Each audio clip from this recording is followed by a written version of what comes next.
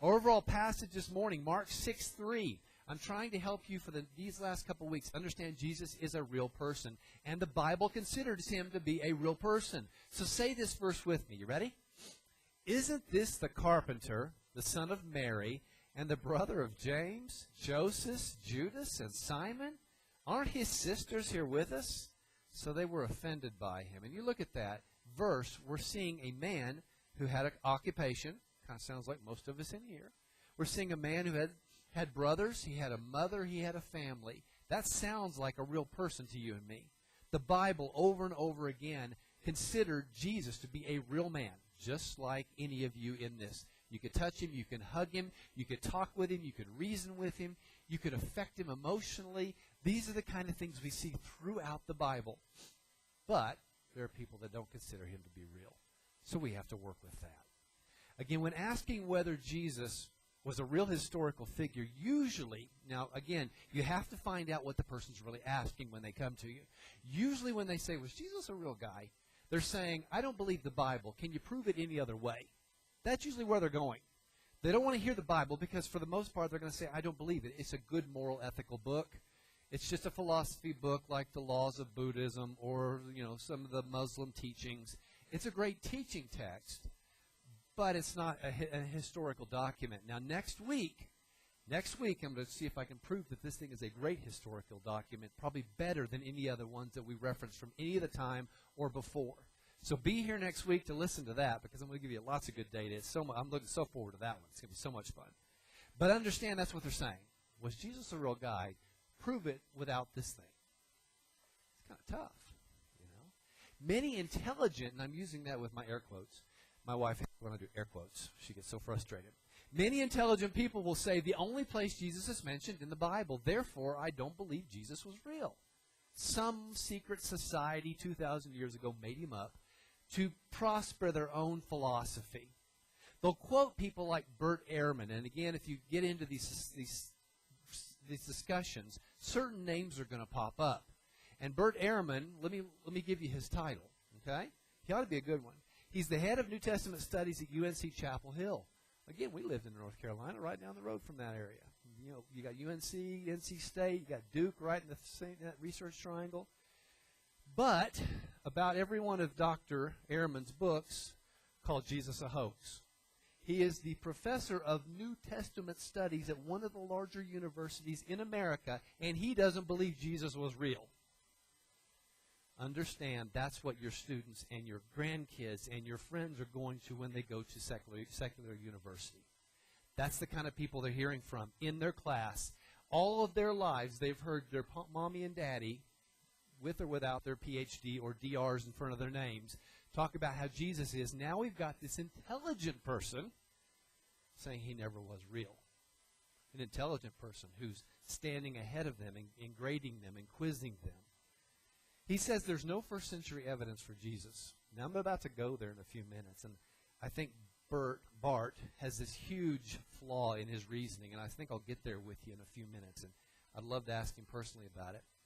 I'll deal with this. He doesn't believe the Bible to be a true historical document. That's where I'm going next week. We've got a lot of places to go. These naysayers will say the biblical stories about Jesus contradict themselves. These are the terms you're going to hear when they come to this 25-year-old who has no job and sits around looking at computers, watching for conspiracies. This is all he's going to bring. They're going to bring this kind of data to you. This is that 20-something generation. They don't believe anything just because their parents told them.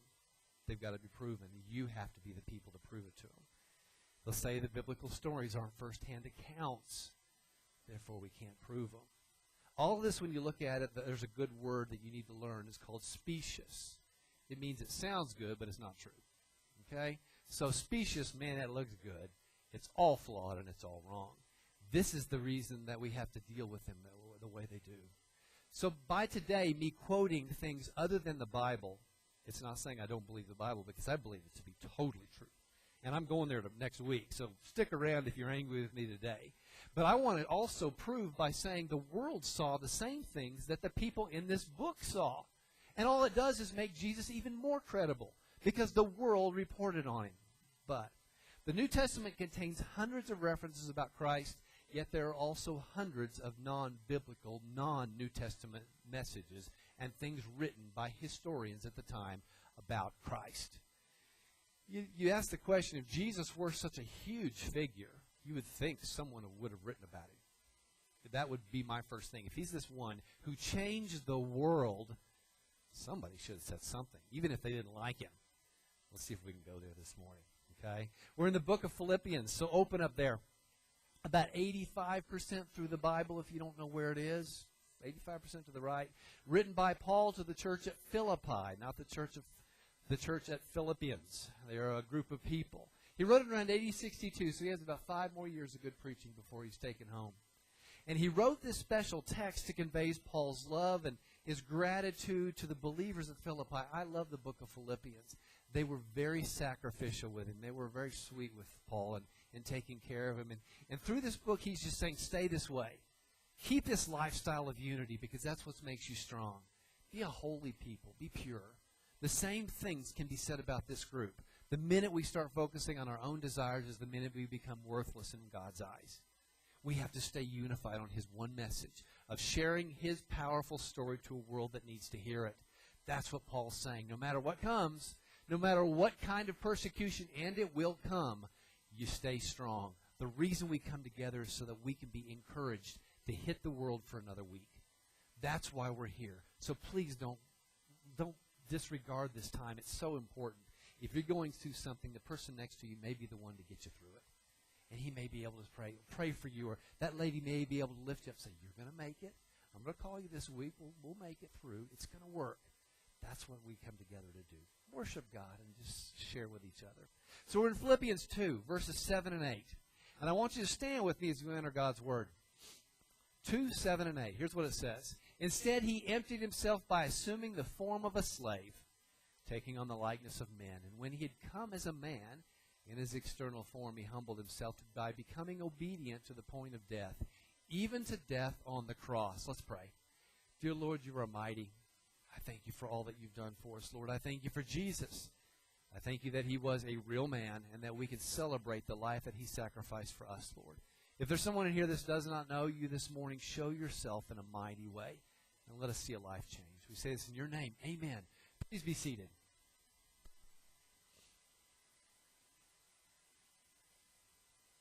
Let me get you back up. We had some issues with the video last week, and I want to bring you up to date if you weren't able to be here and kind of catch you up where we are. We dealt with the fallacy that the story of Jesus came from other pagan stories. And again, many of these conspiracy theorists will say that Jesus was made up from the story of someone like Horus, an Egyptian god, or Mithras, a Persian god, or Dionysus, or Attis, or any of these other people you may want to throw out there. They're going to say that all of the things are so similar that Jesus wasn't really a real guy. And the first century Christians, or the people who had this certain belief, wanted their own gods, so they made it up from the gods they had heard about. Okay? We went through that and talked with that, and if you listened, I was pretty easy to explain that when you look at it, Horus has nothing to do with Jesus. There's not a single thing that's even close, other than someone lying to say that this guy is this guy. And we talked about a certain documentary that came out referencing that. We talked about Mithras, and the only thing between Jesus and Mithras is that they're both supposed to be celebrated on December 25th. But as I reminded you, the early Christians chose December 25th to ensure that they could have a great holiday to squash the pagan holidays. We don't know if Jesus was born on December 25th. I guess we have a 1 in 365 chance. You know, it's about as good as it gets. Find the verse in here that says December 25th, and I'll change all my theology. But the early Christians wanted to stop the pagan holidays, so they just started celebrating Jesus on the day that most pagans were celebrated. Easy enough to think about. Again, I kind of brought it home, I hope, by looking at Acts 17 and reminding us of the story of the Areopagus and Paul. Paul going before all these intelligent people who have nothing to do but sit around and think. And they know every philosophy, they know every religion, they know all of the gods of the time. And Paul was able to tell them about a God they'd never, ever heard about. You would think they would have, if they had heard Jesus and they knew that he was Horus, they said, oh yeah, I know this Jesus. His name's Horus. Or his name's Mithras or Dionysus. Yeah, we know this guy. But they were amazed. They had never heard a story like this. Again, a great historical account of Paul dealing with these people. Again, we discussed Jesus had a physical body. But was he just a robot? Then we talked about he had emotions. Doesn't sound like a robot to me. Jesus didn't come from the other gods, but it doesn't necessarily mean he was a real man. And so we're trying to work with that today. Other than a good ancient video clip, how do you prove someone ever really existed? That's kind of what I'm trying to do, and this is going to be the flaw that we deal with Bart on. How do I prove someone from like 1910 existed? Again, Bart's going to say we can't use the first-hand accounts from the New Testament because they're biased and they evidently made it up. And he's also going to say that I can't use the people who talked to the people who had the first-hand accounts. But let's see if we can get there. The flaw, the logic breaks down. He'll just say I'm a simpleton. So let's look at it. Let's talk about Jesus' human mind this morning. Again, I'm trying to prove to you that Jesus was the person in the Bible that is just like you and me. Philippians 2 contains one of the three Christologies of the New Testament. Now, when you look at a Christology, it explains who Christ is as clearly and concisely as possible. In just a handful of verses, you see everything you need to know about Christ. If you knew nothing else, those few verses would tell you everything you need to know. But when you look at it, this passage has a lot to say. Let's look at verses 7 here. Instead, he emptied himself by assuming the form of a slave, taking on the likeness of men. Paul, to the church at Philippi, believes that Jesus was a man. Now, we know that Paul never really saw him as a man like we see him. Again, he encountered Jesus on the Damascus Road, and if you were in school this morning, you were able to hear that story and hear it teach well. But when Christ came to earth, he emptied himself of all of his rights and privileges of being God. You ever thought about that? That's a personal decision he had to make. You know, that would be probably, if you look at it, the hardest part of all of his experience. Coming down to earth, now again, the dying on the cross, that would have been tough. But to spend 33 years on this dusty planet, to leave heaven and the perfect, the purity, the holiness, the beauty of the relationship he had with the Father, have you ever really thought about that sacrifice that he went through? I mean, I've been in a lot of states, and we have to dust here every other day. What's the deal with the dust in New Mexico? I've never seen anything like it. You dust the table. You come back 20 minutes later, there's more dust on the table. It's like you can write your name again in the table. Can you imagine Jesus having to walk through that for 33 years? That's the experience that he went through on our behalf. Yes, he gave his life, and it was a painful thing. But 33 years of that type of experience. You just think about what he did. Christ thought this through, like you and I would. He made the decision to become a slave. He didn't have to. That's the greatness of our God. He could have said, no way am I going down for those people. They haven't earned anything. Every time I try to get them back, look what they do. They run off. One generation later, they're following some other god again. He made the decision. Jesus was not just a physical robot for God. Last week we discussed some of his emotions, but we also see that he reasoned like a man, Luke 2. And Jesus increased in wisdom and stature and in favor with God and with people. He grew in wisdom. Now, if you're here on Wednesday nights, you're hearing a lot about wisdom.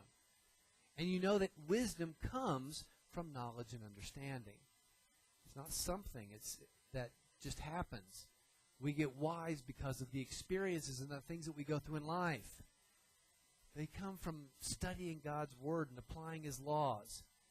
That's something physically, with our mind, we have to do. The hardest part of being a Christian is just doing what God tells us to do. And that takes our mind and our will to make that happen. I mean, it just doesn't happen. It sounds like Jesus works a lot like you and I do. When we go through the difficulties of life, am I going to choose God's way or the easy way? And it's never necessarily the easy way with God. Jesus had to do the same thing. Those who understand this, understand and recognize that He's acting like you and me. Jesus grew as a man in wisdom, yet was infinite knowledge. Now please, when you talk to that 25-year-old who's got nothing but a computer in front of him, explain that there are going to be some things he can't fathom. You know? There are PhDs in physics that can explain things they don't have a grasp on. They can see mathematics that doesn't explain a real world. Understand that. Jesus is in a dimension different than we are. He is God, and yet He is 100% man. How that resolved, you just have to be patient to see that God reveals it to you, how He does. But He was infinite in wisdom. But look at this, John 21. Peter was grieved that He asked Him a third time, do you love me? He said, Lord, you know everything. Peter understood. He had just got through denying Jesus 3 times. And I love that beautiful passage with Jesus and Peter, because Jesus is healing him essentially 3 times. Do you love me? Sure I do, of course. Yeah. Well, what happened yesterday? But that's what I would say. Then He says it again. Do you love me? Of course. Finally, the 3rd time, I can see him just broken. He recognizes what Jesus is doing with him. Do you love me? And then Peter says, you know everything. At this point, Peter had walked with Jesus for 3 years in that range. And I don't know if he ever really understood who Jesus was until he denied Him. At this point, he understands He is fully God. Something you and I must somehow work through. You know that I love you. It's a paradox. He grew in wisdom, yet He emptied Himself of His royal lineage. He had to become a slave. All these crazy things, yet He was still God. It's tough. I understand. You're not going to have a good answer for that 25-year-old when they come. Some things are just beyond our understanding. And that's kind of what I like about God. If I understood everything about Him, I don't know if I need Him. I want Him to be beyond me. And something that all of my life I'm trying to figure out how to grasp. How do I make sense of this? Maybe on my deathbed, my last thought, God says, okay, let me explain. Bam. Okay, now you're in heaven. Now you get it. I don't know. That's just me. The Bible's clear that Jesus was a man. But many won't trust the Bible because they say by proving Jesus with the Bible, we're trying to prove Jesus with a document written about Jesus, therefore it's circular reasoning. And I can kind of understand what they're saying.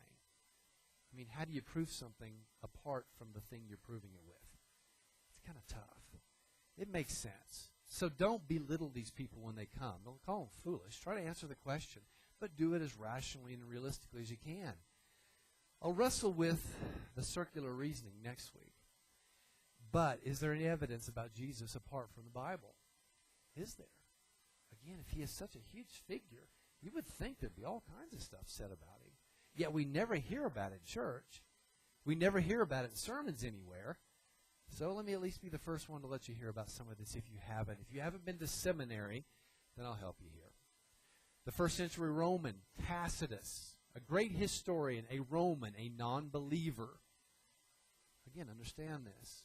He was a great person who wrote a lot about what happened in the 1st century. And he said that Christians suffered under Pontius Pilate during the reign of Tiberius. It kind of sounds like some of our Gospels here. Proving Pilate and his reign, and Christians. Suetonius, the chief secretary to Emperor Hadrian, said this: there was a man named Christus. Again, Jesus, his last name wasn't Christ. It's Jesus the Anointed. That's why we called him Christ. It's not his last name like my last name. But he says a man named Christus lived during the 1st century. He lived during the time of John. So he's reporting about what people said about Jesus just a decade or so earlier. Again, Julius Africanus quotes the historian Thallus in a discussion of the darkness which followed the crucifixion of Christ. He said it got really dark. You can reference Thallus. You can go to Julius Africanus. They go to him more because he was a larger historian. But there are writings of Thallus out there you can go through. The Babylonian Talmud, again, Jewish writings, confirms Jesus' crucifixion on the eve of Passover and the accusations against Christ of practicing sorcery and encouraging Jewish apostasy. They didn't know how to make explanation for him healing people and doing these miracles. So they said he was doing sorcery.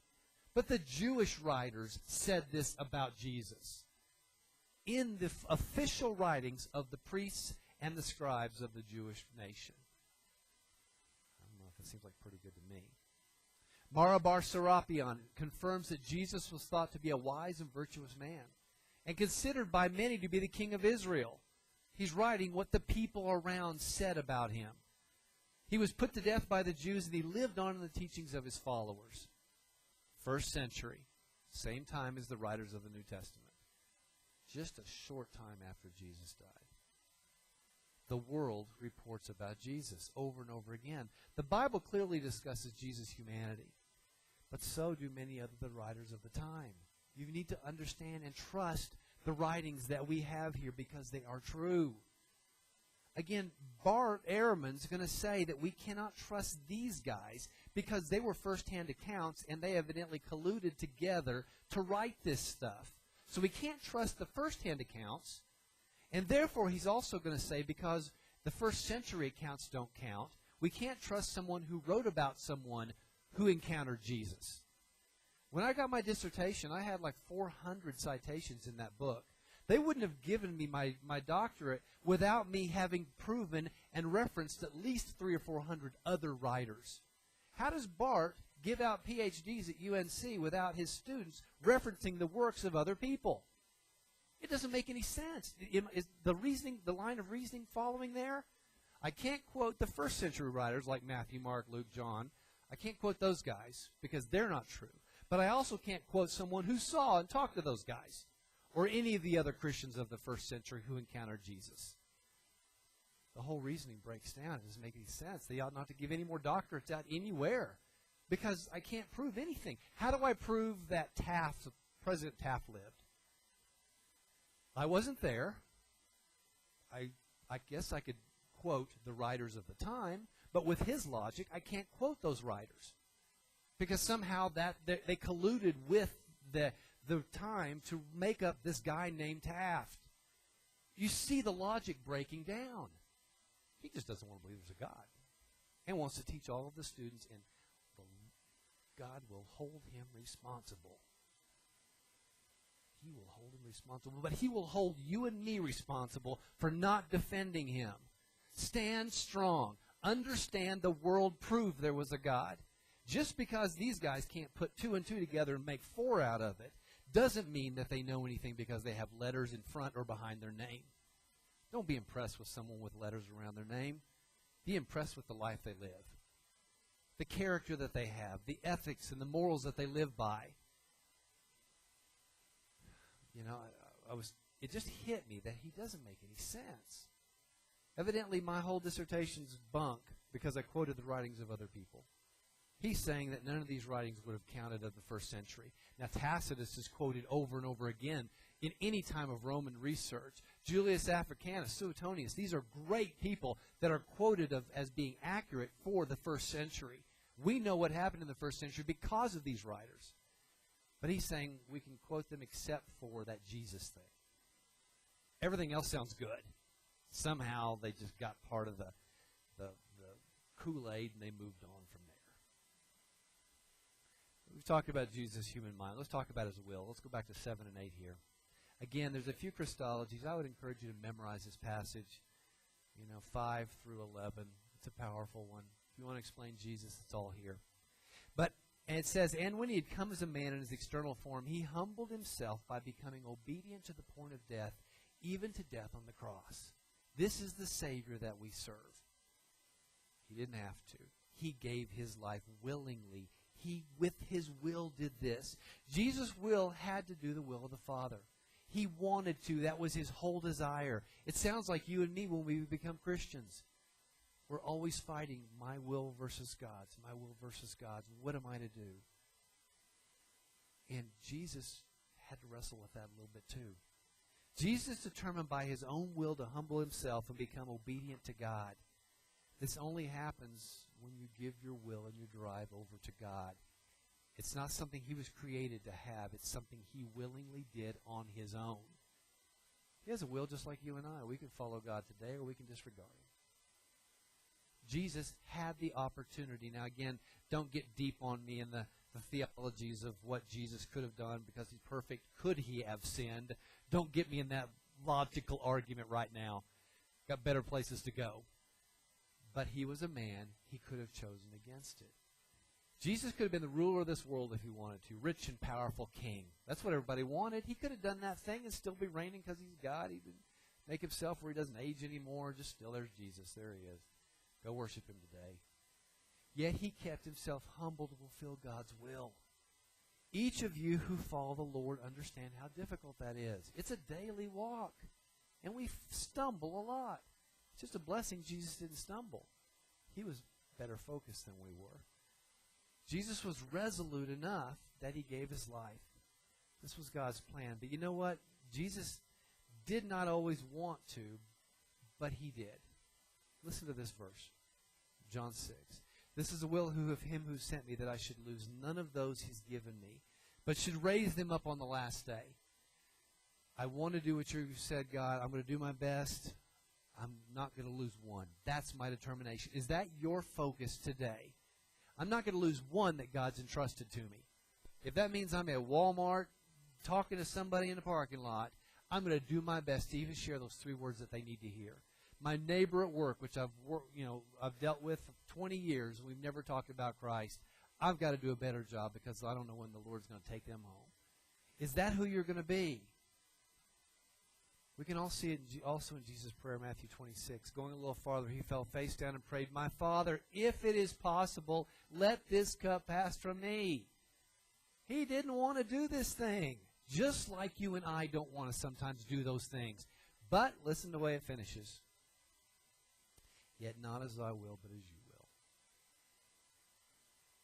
Okay. If that's what you have for me, that's what I'll do. That was the will of the Son.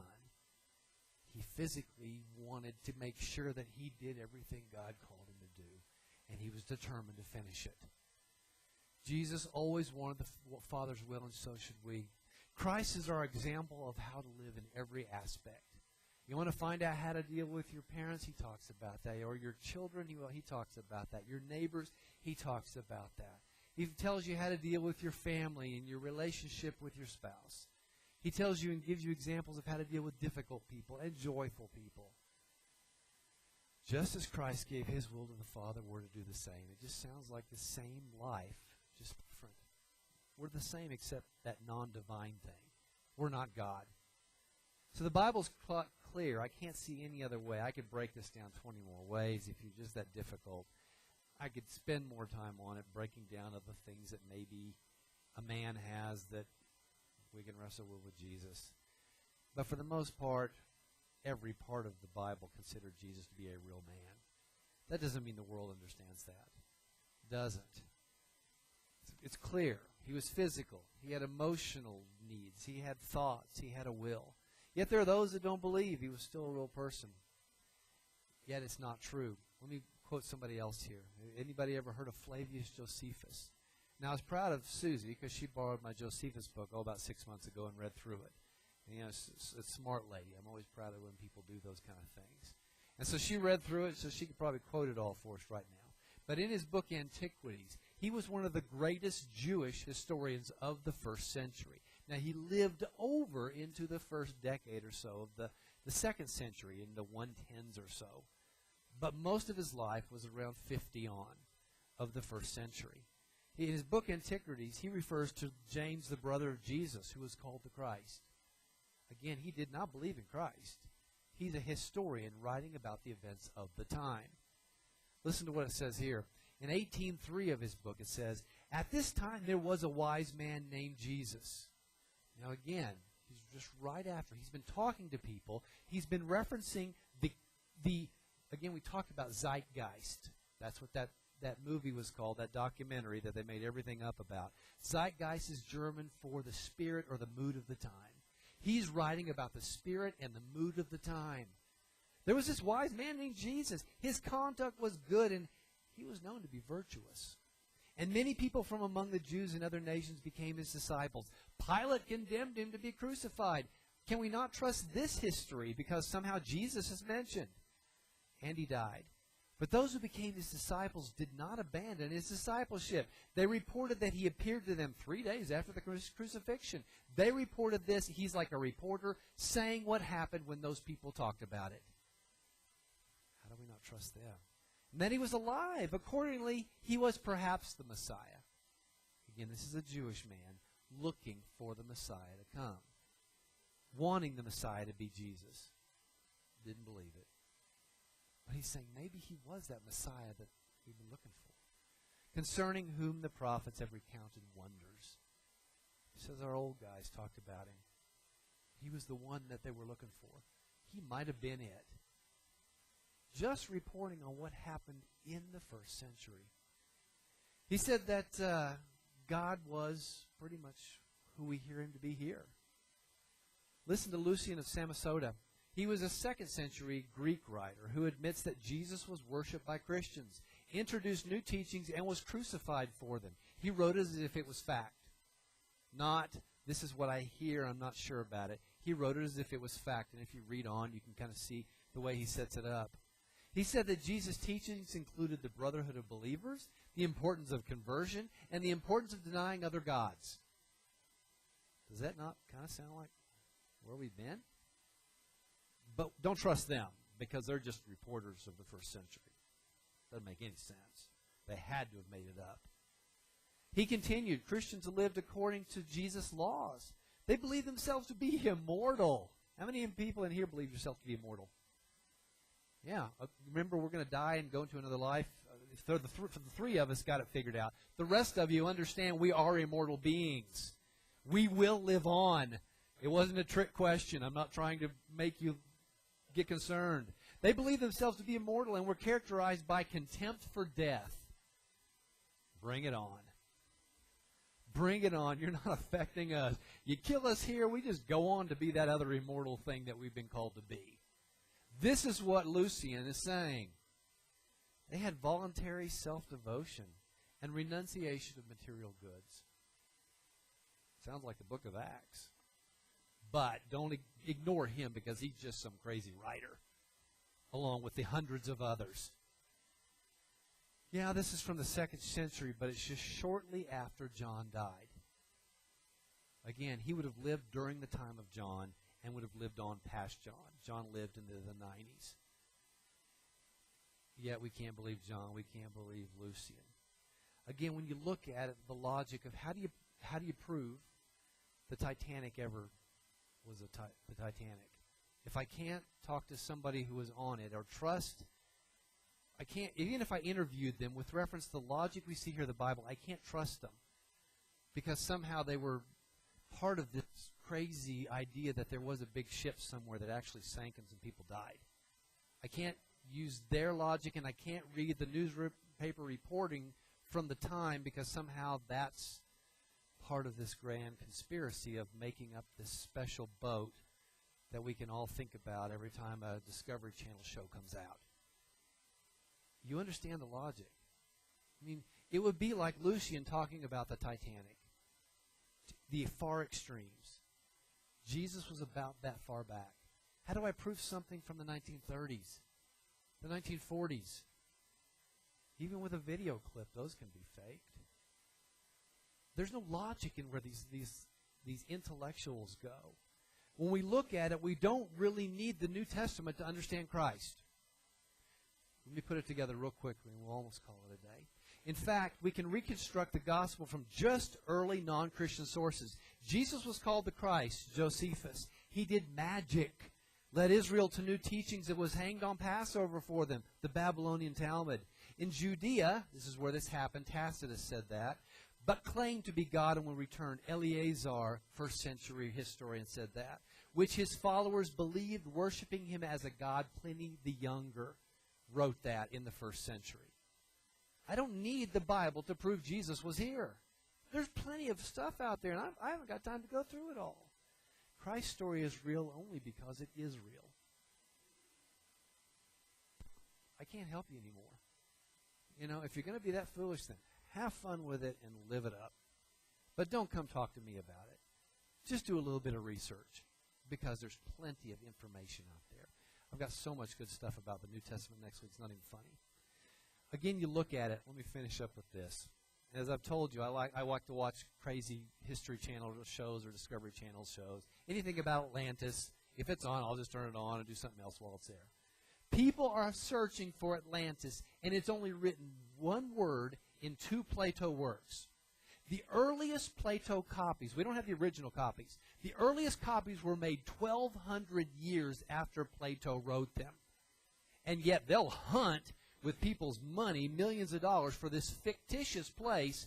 From 7 copies is all we have of the original writings, 1,100 years after Plato wrote them. Yet the Bible has 6,000 copies written within 50 years of Jesus' life, all within 0.5% change, and we can't trust those. Yet people can get millions to hunt for a word in a book. It's foolish. Again, 400 BC Plato wrote this thing. Who knows if he was making it up? We don't have 400 BC text. We have text from about 500 or 600 AD, the first copies. Yet they'll take it all day long. It's true. All these historians write about Jesus, and yet they believe him to be some kind of fictional character. There's overwhelming evidence for his existence, him being the Christ. It's written in here. It's written in secular history. The greatest evidence that Jesus did exist, and I'll finish with this, would have to be all the early Christians and every one of the disciples giving their life for him. How many in here are going to give their life for a lie? If you follow me, I'm going to tell you some lie. Follow me and go. They're going to kill you. You either denounce this lie or, I'll kill you. Well, sure, get me out of this thing. That guy made that thing up. I'm out of this place. Thousands upon 10,000s of Christians in the first handful of centuries after Jesus gave their lives. People still give their lives today for this truth. All of the disciples except John, and John was sent to an island after being boiled and everything that you can imagine going through to him.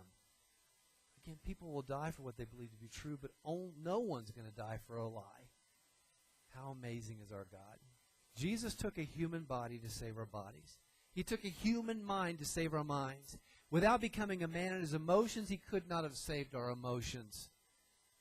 Again, listen to the words of Gregory of Nazianzus. He was the 4th century bishop of Constantinople. He said this, "That which he has not assumed, he has not healed." That is what Jesus had to do for you. Do you understand that? Are you willing to stand up for him in the crazy world that's going to make up every lie they can? Put a lot of great graphics behind it and call it truth. This morning, you need to make that decision.